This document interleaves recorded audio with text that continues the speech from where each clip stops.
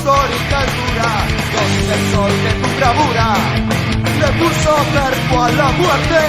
Una audición al servicio de las luchas populares, por el camino del enfrentamiento contra toda política antipopular y conciliadora, por la unidad para luchar por la revolución y el socialismo. Bueno, compas, la idea ahora es que hacer una intervención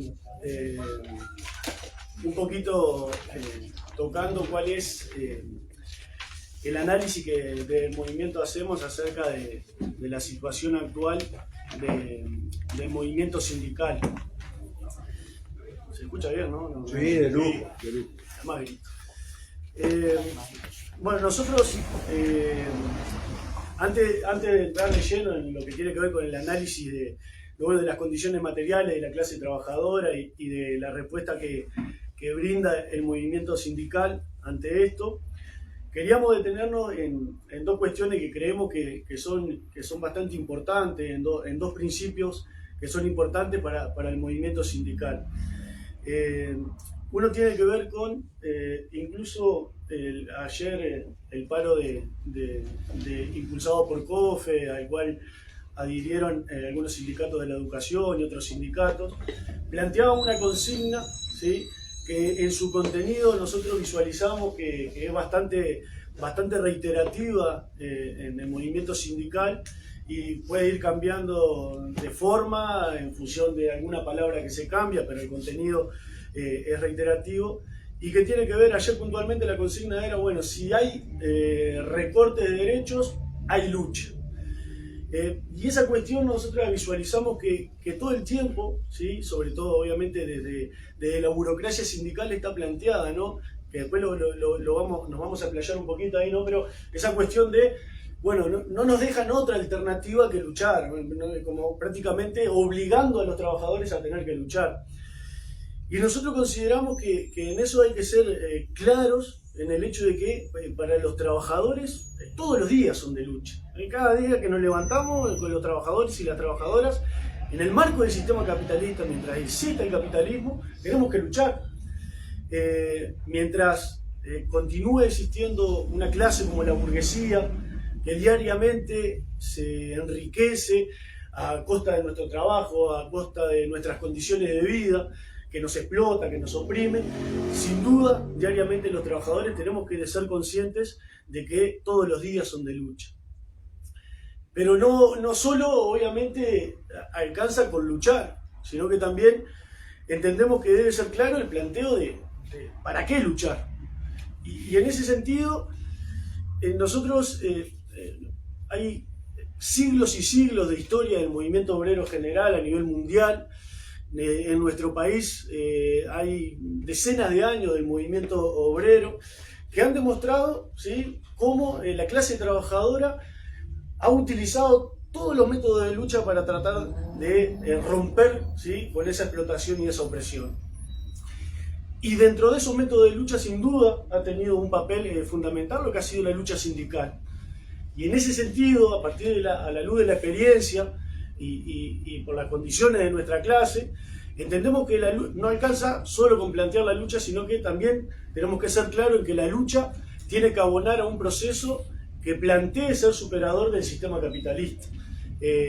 Todos los días esa lucha tiene que estar enfocada a la necesidad y a la posibilidad de destruir este sistema.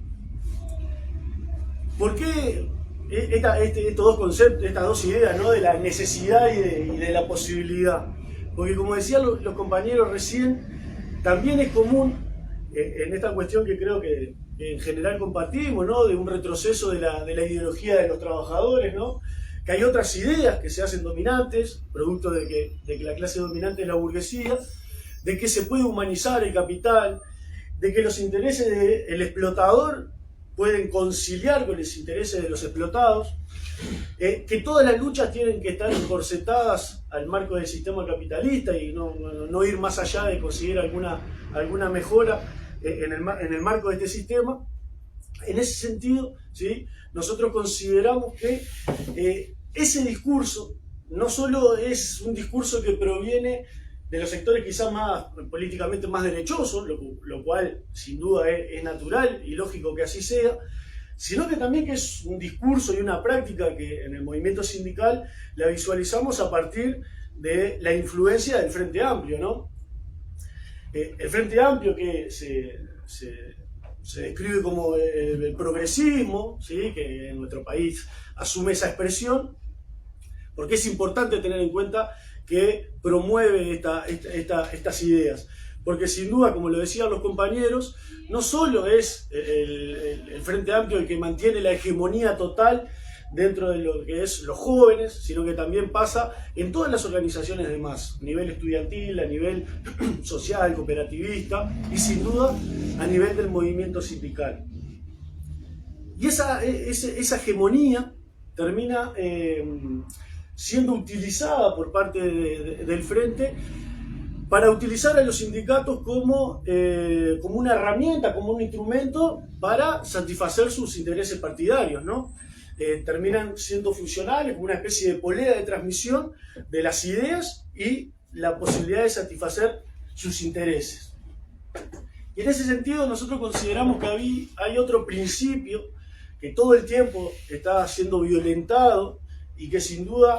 este año en particular va a quedar más desnudado, por decirlo de alguna manera, pero hay que ser claros en que pasa todo el tiempo. Este año en particular, propio de que es un año electoral, va a quedar más a las claras, que tiene que ver con otro principio que es histórico del movimiento sindical de nuestro país, que es la independencia de clase. Más allá de que exista algún tipo de esfuerzo en demostrar que el Frente Amplio es una cosa, que el PIT-CNT es otra cosa, a partir de las prácticas que se llevan adelante se da cuenta cualquier trabajador de la utilización por parte del FA de los sindicatos para lo que decíamos anteriormente de sus intereses electorales. Para hacer brevemente un antecedente bien cercanos en el tiempo, que desnudan esa práctica, el tema de Fernando Pereira, presidente del PIT-CNT, automáticamente pasando a la presidencia del FA, los homenajes prácticamente santificando la figura de Tabaré Vázquez desde el PIT-CNT, enemiga de los trabajadores, no solo siendo presidente, sino que también siendo intendente. Y también una cuestión que incluso ya nos deja ver lo que va a estar planteado en este escenario electoral de lo que pasaba en el 2019. En aquel momento, en el marco del balotaje, desde el PIT-CNT se manifestaba, bueno, hay dos modelos de país, hay que defender los derechos, en aquel momento, bueno, el avance del fascismo, y encima tenían, desde la burocracia sindical, el tupé de agredir la inteligencia de los trabajadores, tratándonos prácticamente de estúpidos, diciéndonos, bueno, pero nosotros no le estamos diciendo a quién votar, pero bueno, en realidad explícitamente, casi que explícita, se llamaba a votar sin dudas al Frente Amplio. Este año electoral, sin duda, este ataque directo a la independencia de clase ya está demostrado que se va a poner al movimiento sindical por parte de la burocracia a tratar de conseguir un nuevo gobierno de Frente Amplio. Ya lo han expresado así, por ejemplo, el burócrata de AEBU, Gambera,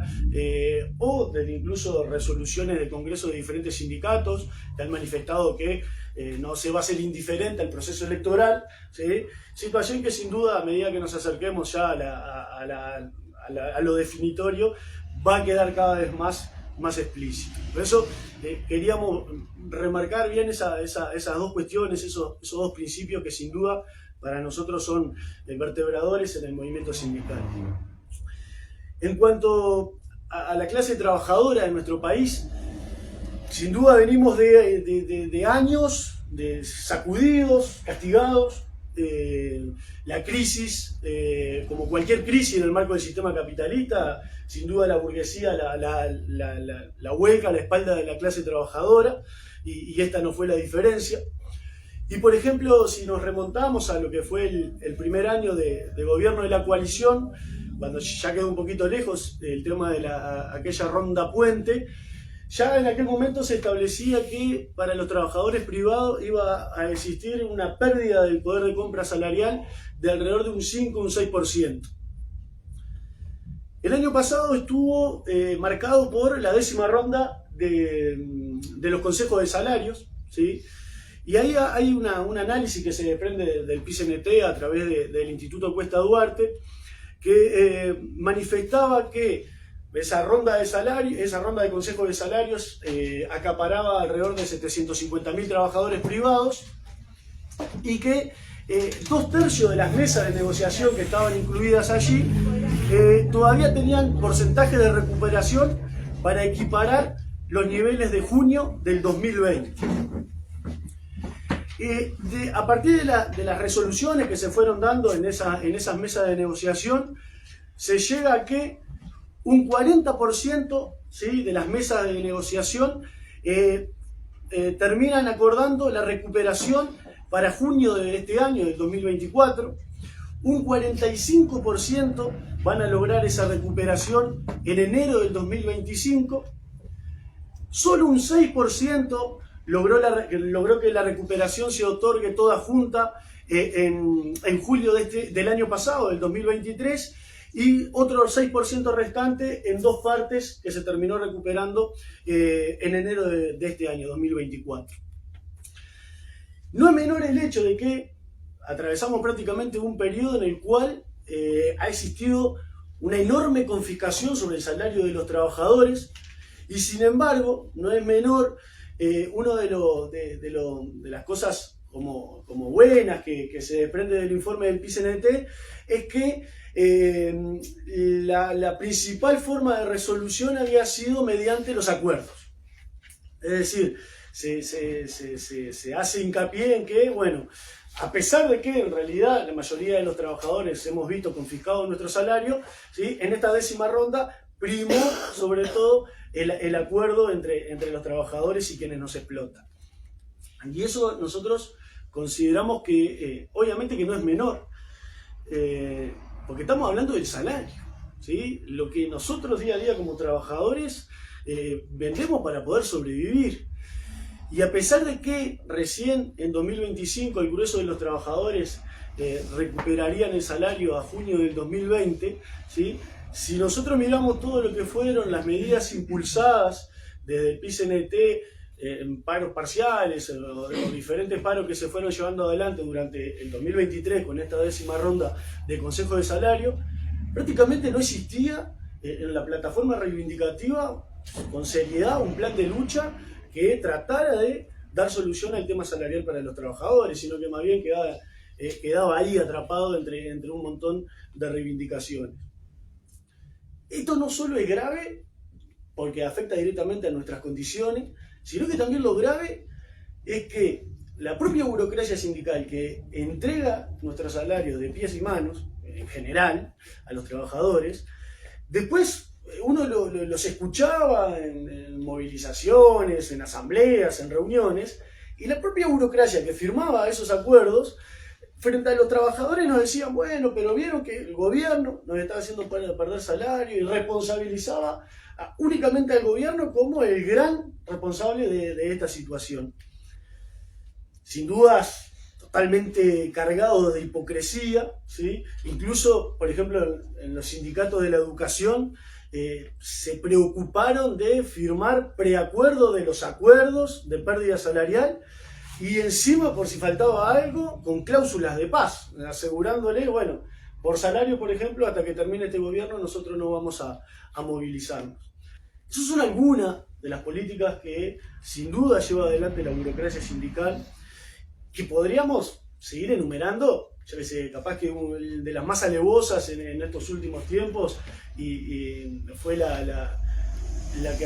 episodio este que involucraba a Bermúdez con Pereira, ¿no?, burócrata de la salud, uno de los sectores más castigados por la crisis y por todo lo generado en torno a la pandemia, y los tipos fueron a despedir con agasajo y sacándose fotos a un ministerio, diciéndole de manera jocosa, te la hicimos fácil, mientras sus compañeros de clase sufrían las consecuencias de la crisis. Entendemos que para la burocracia sindical es el arte de la negociación. Los sindicatos, el mecanismo es, bueno, en primera instancia la negociación, y si nos obligan, bueno, evidentemente vamos a tener que plantear alguna medida de lucha, pero como algo secundario, como algo a lo cual prácticamente nos tienen que llevar a tener que hacer. En ese sentido, nosotros creemos que tenemos que promover esa idea que los sindicatos no es una herramienta, que la negociación esté por delante y la lucha como algo secundario. Y si esto no fuera suficiente, durante todo este periodo del gobierno de la coalición se ha marcado una consigna atacando al gobierno, que es, bueno, este gobierno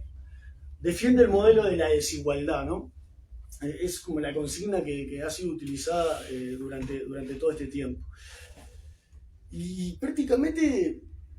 nos están diciendo, bueno, que la desigualdad, este modelo ya explícitamente se terminaría si los trabajadores decidimos por otro gobierno, ¿sí? Y en este caso, si volviera al gobierno del Frente Amplio. Y en ese sentido nosotros decimos, bueno, pero para los trabajadores, antes del gobierno de la coalición no existía el modelo de la desigualdad, no existieron gobiernos que privilegiaron al gran capital, que castigaron a la clase trabajadora, no solo por las políticas que llevan adelante desde el punto de vista económico, sino abierta y lisa y llanamente teniendo que reprimir si era necesario. Durante los gobiernos anteriores a este no había tal modelo de la desigualdad que, por ejemplo, no generaba que los trabajadores llegaran a duras penas a fin de mes o no pudiesen contemplar las condiciones mínimas de vida, como el acceso a la salud, a la vivienda, a la educación. Sin dudas, ese discurso nosotros creemos que también es el que debemos combatir. Y en ese sentido, creemos que esto nos da pauta para decir, bueno, desde el movimiento sindical, ¿sí? desde los sectores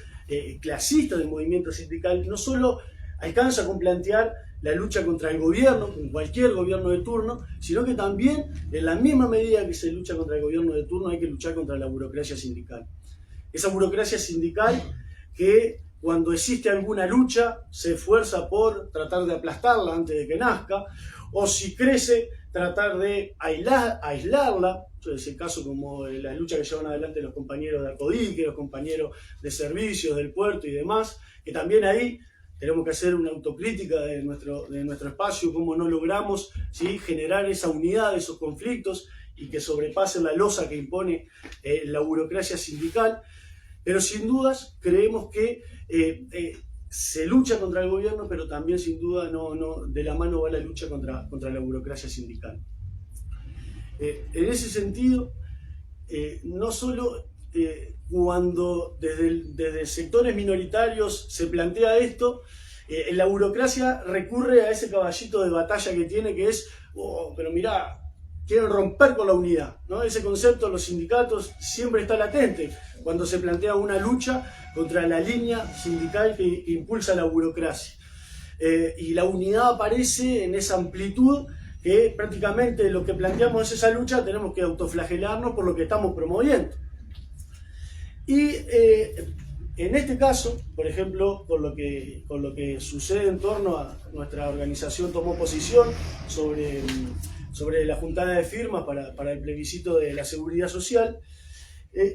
a partir de diferencias coyunturales, electorales, se amplió ese concepto de la unidad y se habló de la unidad en la diversidad. Nosotros manifestábamos que era bastante ilustrativa cómo detrás de Abdala, ¿sí?, en aquel momento aparecían encolumnados todas las corrientes, ¿sí?, que se planteaban que se plantean como alternativa a la burocracia sindical. Durante este tiempo, esta recolección ha sido planteado como un triunfo del clasismo, Nosotros humildemente creemos que en realidad, o también se ha planteado, bueno, esto ha generado la crisis de la burocracia sindical. Nosotros en particular tenemos una lectura diferente y creemos que lo que ha sucedido, bueno, se ha continuado reforzando el reformismo dentro del movimiento sindical y el oportunismo. Sin dudas, vemos en algunas cuestiones similitudes en lo que fue el proceso de la recolección de firmas y después el referéndum de la LUC, en donde en aquel momento, con la clase trabajadora totalmente castigada producto de la crisis, ¿sí?, se encontraba una salida a la lucha contra las políticas antiobreras del gobierno en el terreno electoral, en el marco de la institucionalidad burguesa. Toda la lucha que estaban las condiciones dadas para impulsar y que lo siguen estando, se llevaban al plano de las urnas. En aquel momento, la LUC, ¿sí?, terminó, nosotros entendemos, siendo útil a reforzar las posiciones a nivel político del Frente Amplio. Venía después de perder 15 años de gobierno en un proceso de crítica, de autocrítica, que no lograba encontrar la vuelta para salir posicionado mejor. Y en aquel momento esa desviación hacia esa institucionalidad, hacia los artículos que desde esta fuerza se eligieron, terminó siendo útil para reforzar sus posiciones, para, más allá de que no se llegaron a los votos necesarios, terminaron encontrando un piso de votos que consideramos que lo colocan de una manera diferente a cuando sin duda perdió el gobierno para este 2024. Desde los sectores que se plantean alternativos a esta burocracia sindical, también está nosotros consideramos que esa constante práctica de seguidismo de las bases frente amplistas. Y muchas veces el discurso de ese seguidismo está planteado, bueno, pero si no, caemos en estar aislados prácticamente en la Siberia, quedamos solos, quedamos pocos. Y en realidad nosotros creemos que ese seguidismo que no empieza ahora, ¿no?, porque incluso ya en el 2019 diferentes sectores alternativos a la burocracia abiertamente llamaron a votar al FA, o en realidad no lo hicieron tan explícito, pero frente al avance del fascismo había que encontrar una respuesta. Después, acompañando la votación de los 135 artículos promovidos por el FA, ¿sí?, en realidad todas estas experiencias lo que han demostrado es que, en virtud de ese seguidismo, en los sindicatos dominados por la burocracia, que son su gran mayoría, ¿sí?, lo que ha existido es un reforzamiento de la burocracia sindical, ¿sí? Y si se refuerza la burocracia, sin duda, también lo que ha estado planteado es un retroceso, ¿sí?, de los sectores que se plantean clasistas o alternativos a esa burocracia. En ese sentido, nosotros consideramos que después, Fausto, cuando haga el análisis político, va a profundizar en esta cuestión de la herramienta también del plebiscito y el desgaste como herramienta, pero nosotros consideramos que no hay que romper con esa idea de, bueno, seguir a las bases frente amplistas para no quedar aislados, ¿sí?, y esperando que eso dé algún resultado que promueva el avance de nuestras posiciones. Creemos que no solo se refuerza la burocracia sindical, sino que todos los métodos, el mecanismo de entender el sindicato que impulsa la burocracia, esto de lo burócrata, lo vertical, el vapuleo de la independencia de clase. Entendemos que necesariamente, por eso una de las consignas de este acto tiene que ver, y que somos reiterativos en eso, porque analizamos que todavía falta o que está ausente, apuntar a construir una alternativa clasista en el movimiento obrero, una alternativa